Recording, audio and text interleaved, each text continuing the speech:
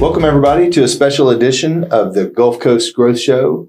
My name is Chad Burke. I'm president of the Economic Alliance Houston Port Region, and special guest and good friend with me here today, Russell Carter with Bowler Engineering and chairman of our Gulf Coast Industry Forum. See, I was about to say Gulf Coast Growth Show, so too many Gulf Coasts in there. But yeah. No, what we want to do today is give you a sneak peek, about 4 or 5 months out from Gulf Coast Industry Forum, and kind of take you behind the scenes, let you talk a little bit about, how that came about, what the mission was, what the process is to get those speakers and where we are, kind of sneak peek. But first, I want to introduce Russell to those that don't know him. He's with Bowler Engineering, does a great job, not only of leading our committee, but with his efforts of support and kind of workforce development and project development in the region. So, Russell, why don't you tell us just a little bit about Bowler and what you do there? Thank you for that. Bowler is a land development consulting firm. We work nationwide with civil engineering, surveying, and landscape architecture as our professional services. But what we try to really do is help landowners and developers move their projects forward from the point of, where do we get started? Yeah. And so they understand their vision for what they want to build on that land.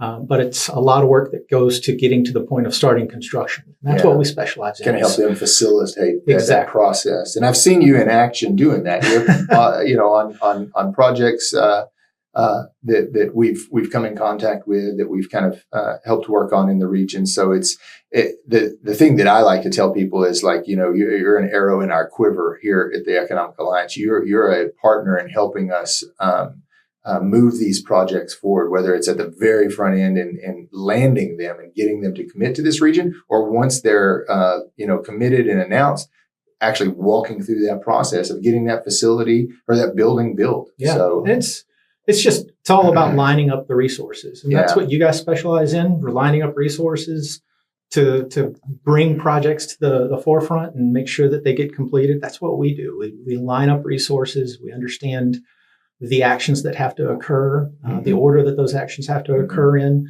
and the pace at which they need to occur in order to meet the owner's objectives. Yeah.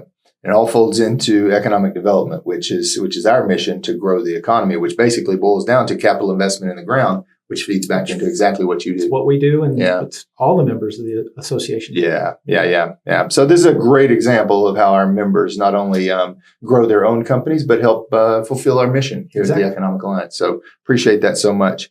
So the other hat that he's got on today is chairman of the Gulf Coast Industry Forum. So this year, September 18th, is our conference. It's got a 16-year history. This will be our 16th year to perform that. And the mission of this forum is really to bring the information that we luckily and through our activities have that key inside information as to what's happening, what are the trends, where are we going, what are those obstacles that we might need to overcome. What do we need to look at to face challenges? It's about giving people that look ahead, 5-year, 10-year, decade of expectation for where the industry's going, and how they can better position their company and their services, their products to meet the needs of a vibrant and growing ship channel economy. And so, that's the benefit that I think our participants in GCIF get. Yeah. If you can grab information, you're going to obviously have a chance to network and meet people and hear from people. But if you can grab information that changes the trajectory of your company at an event, at one of these conferences, the GCIF conference, then that's real value, right? And it's beyond just, an opportunity, right? So certainly it's opportunity that can help grow your business as a participant and as somebody that is exposed to the content of GCIF. It really is about the thinking behind where industry is going and Mm-hmm. why we're going in the direction that we're going. It's really about meeting consumer demand Mm-hmm. and the needs of not just Texas and the U.S., but it's global. Yeah, I mean, as a global industry, I mean, it really is. It's information. It's about what's happening in the world economy and how that's affecting what we do here in the region. And before I go into it, I'm gonna let you answer this question or kind of illustrate the process that we go through with the committee to identify speakers and topics. But looking back 16 years ago, this conference was born out of a request from our Texas Chemistry Council and from the East Harris County Manufacturers Association. They came to us literally 16 years ago and said, "Hey," and times weren't great then. This is pre-Shell Revolution, right? Yeah. We were, in the words of Amir Fareed from Shell Chemical, we were exporting production, not product. We were shipping. We were developing facilities overseas, not domestically. But they came to us and said, "Hey, we need that look forward. We need an industry day where we can come together and we can forecast what the future looks like." And they asked us as the Economic Alliance if we could host that, and they would partner with us. And it's been a great marriage ever since. Mm-hmm. So like I said, we go into our 16th year of it. And every year I say, man, I'm not sure how we could have topped that. I thought last year's was our best ever. Yeah. Right. So we're looking forward to this year. But talk everybody through the process that the committee goes through. Yeah. And that's the value of the committee and the people that we have on it. It's a cross section of the Houston Ship Channel industry. Yeah. We have bankers and insurance folks. We have industrial service providers, engineering. It's a full cross section of everything that is needed and required to operate facilities in this region.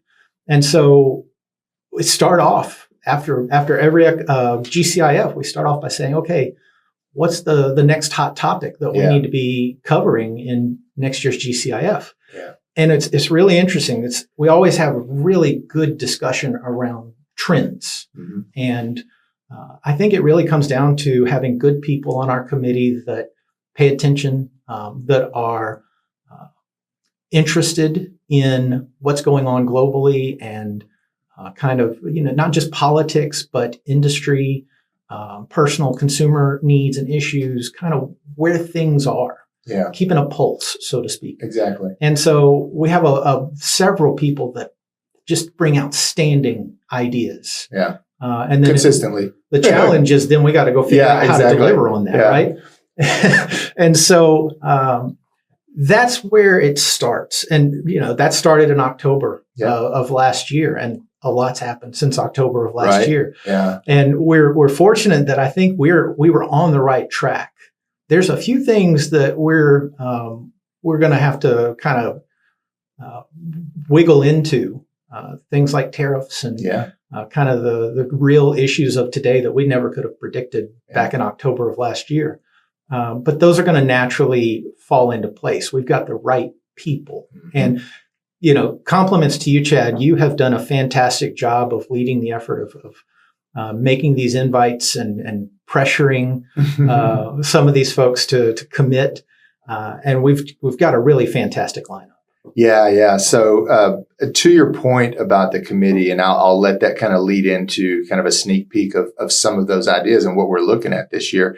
One of the ideas that one of our committee members came up with very recently was, hey, we have access to a lot of project information. Not just here, but we have contacts up and down the Texas Gulf Coast, right?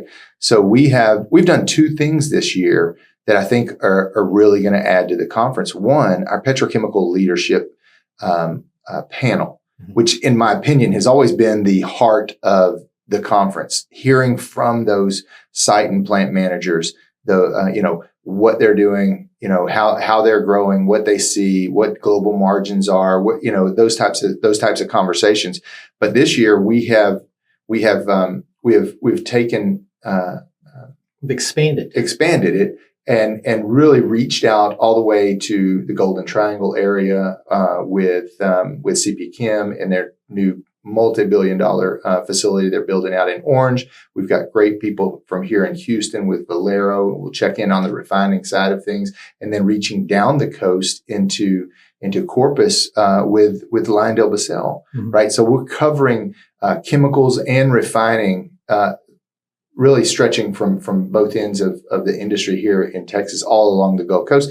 And then kind of married with that, we're going to kick the day off with a report out from our very own Chad Carson from here in the greater Houston area, our partners down coast, south of us here in that Corpus, Calhoun County area on projects that are in the queue, if you will, that are projects that are coming. And then same thing, we'll reach over to the Golden Triangle area and we'll have a report out from them. So, and that will be a short conversation, but it's going to be really interesting because we're peeking into the future there, right? And so we'll look all up and down the Texas coast to see what is coming out. And I think that is what should really pique the interest of our business development. I'll call them, constituents, participants, guests of GCIF, because like you say, that's extremely valuable information to have an idea of what's coming, maybe even before most of the industry and the community get to learn about it. And I think even more important to learn, okay, that's somebody that I need to connect with. Exactly. And have a conversation with and possibly have a separate meeting with in order to build a relationship so that as these projects continue to evolve and new projects start to come in, I've got a point of contact that I can reach out to and ask, what's the next thing? Yeah, I think it's a real value add. It was a great idea. It came from the committee. Other things that have kind of, trended up or bubbled up to the top is right. Everybody's dipping their toe in the AI side of business now. And what does it mean for this industry and that industry? Well, we've got a leading expert in reliability, when our very own Ryan Sitton with Pinnacle and in conversations with him, he was like, look, Chad, we're moving in this direction. The industry is really stepping into the functionality and the benefits of the AI evolution in manufacturing. And he wants to speak to that this year. I think it's going to be fascinating, right? Well, and then I think the amazing part of the AI, revolution is not only the intellectual side of it, but then the physical infrastructure side of it. And it's another area where we've had this conversation for several years now. Yeah. But it's what does that mean for power generation? Right. So we'll talk about, the actual, production side or what it means for your manufacturing, but then we're going to back upstream and we're going to talk about what does that mean for power generation? How do we facilitate these technologies? Yeah, we heard snippets of that from Lieutenant Governor Dan Patrick last year. And now we've got projects on the ground that are being built and proposed and to talk about what that means to our state's power generation for specific projects. I think that's going to be fascinating, right? Yeah. That's kind of number one. It's a lot of activity going on in the legislature right now, trying to address our ability to generate enough power for everything from storage to AI data centers. So obviously that makes sense as well, right? And it's a fine balance because you have to have the power in order to attract new investment, but you also have to manage the cost of power to consumers because you can't have this exceptional cost of electricity for people in their homes because it drives people away if it costs too much to live. Exactly. So it's a fine, needle that the legislature has to thread. Yeah.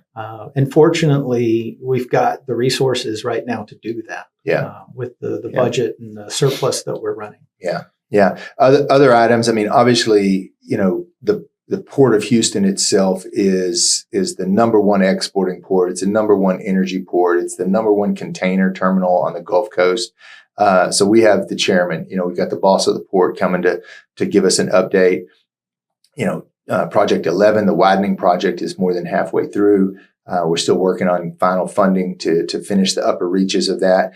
Project 12 is on the table for discussion now, and kind of where we go next with expanding the Port of Houston. So again, great conversation. Look forward from Chairman Campo on what's going on there. And I can only imagine the current events implications that he's going to be able to talk about and expand upon. Yeah, I look every day to with some of our partners to track not just vessels but container shipments coming in and out. And here we are. We sit at early May right now, but the West Coast is being tremendously impacted immediately. What does that mean for us? And so he will give us kind of a where we are and what that's looking like for Houston. And it almost makes me wonder if we're I can't wait to hear what the impact of the slowdown in shipments from China to the West Coast is going to do. Because if you remember, like back in COVID, our challenge was having enough containers for all of the products shipping out. Yeah.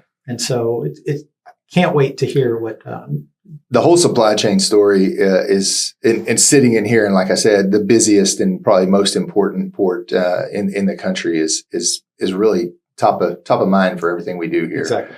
Following that up, we've got another panel that I'm really, really excited about. It's basically, we're just calling it the state of the chemical industry. We're blessed to have Chris John, president of the American Chemistry Council, sitting down with Hector Rivero, president of the Texas Chemistry Council. A couple of their board members, CEOs of some of our local companies are going to be in on that conversation. If you want to peek into the future, you want to see how current global events are affecting the industry, that's the panel to listen to. So that's going to be really neat.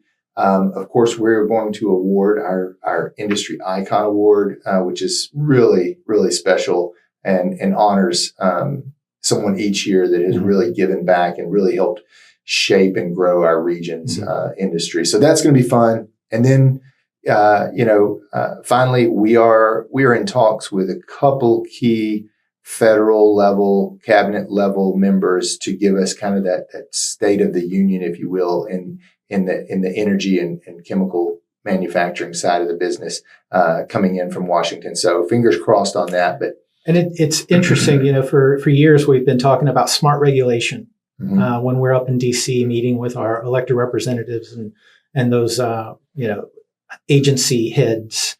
And it's good to see that smart regulation is really being honed in on. Yeah. That it's a focus, and it's a focus that's very important for the future of the chip channel and for chemistry and the industry as a whole. Yeah.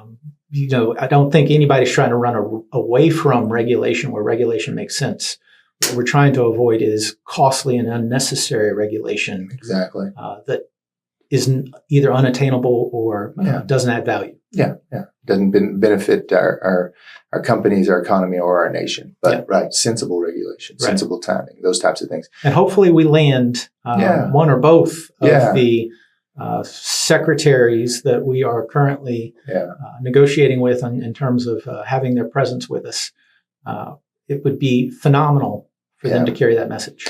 And what's interesting, whether we're able to get them or not, the conversations that we've been able to have with them and their staffs is, man, we really do need to get down and talk to the folks in the greater Houston area. So I know that the desire is there, whether it's at this one or some other event. We're definitely going to have them down here to introduce them to everybody. So that's something I'm really looking forward to.